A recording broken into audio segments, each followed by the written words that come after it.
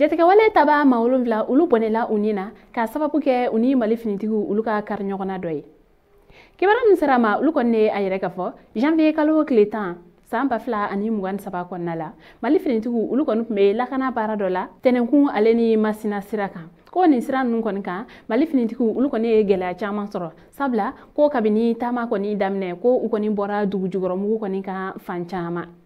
Ko nin bɛɛ lajɛlen kɔni kun ye jatigɛ wale taba ulu kɔni ka janw ye walasa cogoya min na u bɛ se ka tɔɔrɔya lase mali finitigiw ma. Ko tagalen ɲɛfɛ ja ale ni ja fara bɛ ulu cɛla la jatigɛ wale taba ulu kɔni kun dalen do mali finitigiw kɔni ye nin yɔrɔ in na yen nɔ. O kama ni jɛkulu fila ulu kɔni karila ɲɔgɔn na ko wa o yɔrɔ yɛrɛ fɛnɛ kɔfɛ kuruma ale ni masina fɛnɛ cɛla la mali finitigiw ni jatigɛ wale taba ulu karila ɲɔgɔn na nin yɔrɔ in fɛnɛ la. Ni kɛlɛ ninnu hukumu kɔnɔna la a yirala ka fɔ ko jatigɛ wale taba ma wolonfila ulu bɔnɛla u ni na nga mali finitigilakaw kɔni fɛnɛ la ma saba ulu bɔnɛla u ni na ma duuru ɲɔgɔnna ulu yɛrɛ kɔni fɛnɛ joginna.